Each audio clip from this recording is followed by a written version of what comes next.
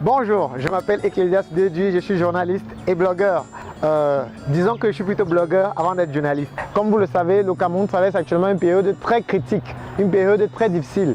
Il y a la crise au nord-ouest et au sud-ouest qui a causé beaucoup de morts et des dizaines de milliers de déplacés. Il y a les leaders des partis d'opposition, surtout le MRC, qui sont incarcérés dans la prison centrale de Kondengui. Et il y a aussi beaucoup d'autres problèmes que les Camerounais connaissent, comme le retrait de la canne, les faits divers, les assassinats dans les lycées, les vols des bébés, etc. Donc le pays traverse actuellement une très mauvaise période. Bref, une fois que je vous ai dit tout ça, je pense que le véritable problème de toute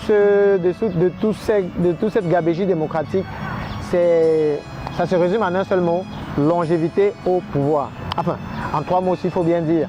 Parce que la longévité entraîne nécessairement un manque d'alternance.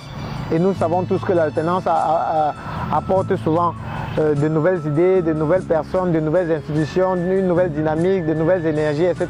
La longévité aussi pose le problème de la succession. Parce que dans un pays comme le nôtre, où le chef de l'État a déjà fait plus de 37 ans au pouvoir, et il lui en manque encore 6 pour le mandat actuel, ça pose aussi le problème de sa succession. Puisque même à l'intérieur de son propre parti, il n'y a pas de numéro 2 officiellement désigné. N'en parlons plus alors de l'opposition. Elle ne sait pas comment elle va faire pour remporter une élection, puisque à chaque fois il y a des contestations, à chaque fois il y a des marches, à chaque fois il y a des protestations. La longévité entraîne nécessairement aussi une forme de népotisme, puisqu'un chef d'État ne peut pas connaître tout le monde. Il ne peut pas connaître les jeunes qui émergent. Il est obligé de travailler avec les gens qu'il a eu à connaître dans sa jeunesse et dans son parcours politique. Et nécessairement, plus il y a de la longévité, plus ils vont veiller ensemble, plus notre démocratie se transforme en gérontocratie. Quelle solution on peut apporter à ça?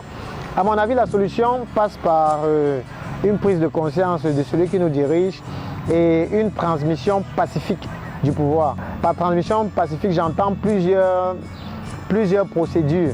Par exemple, la révision du code électoral qui, à mon avis, est totalement biaisée, qui ne permet pas qu'il y ait une véritable alternance sur une élection normalement organisée ici au Cameroun. Et il y a la Constitution qui doit empêcher que le chef de l'État ait tous les pouvoirs.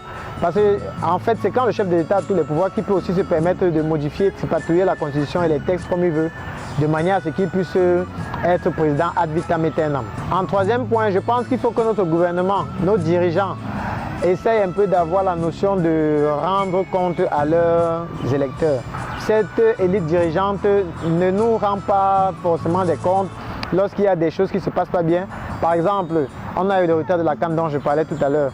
Aucune élite ne s'est excusée, aucune tête n'est tombée, aucune sanction n'a été apportée, aucune enquête n'a été sérieusement ouverte. Il y a une sclérose qui s'est installée du fait de la longévité au pouvoir. Et quand je dis longévité, ce n'est pas seulement celle du chef de l'État, c'est à tous les niveaux. Au niveau du Sénat, au niveau de l'Assemblée nationale, au niveau de certains ministères, au niveau de certaines entreprises étatiques et tout. On dirait que c'est une petite clique de personnes qui s'arrogent le gâteau national, et c'est ça qui est un peu vraiment déplaisant. Le problème du Cameroun majeur, c'est la longévité au pouvoir. Il faut qu'on casse ça, même si c'est constitutionnellement qu'on peut le faire, ce serait une bonne chose, de pouvoir limiter les mandats, de pouvoir faire en sorte que chaque personne qui est aux manettes sache qu'elle a un temps limité et donc elle doit se presser pour bien faire les choses. Si on n'a pas pu faire les choses en 10 ans, ce n'est pas en 37 ans ou en 58 ans qu'on va pouvoir le faire. Je crois que c'est peut-être le seul moyen d'éviter que notre Cameroun ne sombre dans l'implosion, parce que vu le contexte critique actuel, nous sommes vraiment au bord de quelque chose de beaucoup plus grave que ce qui se passe actuellement.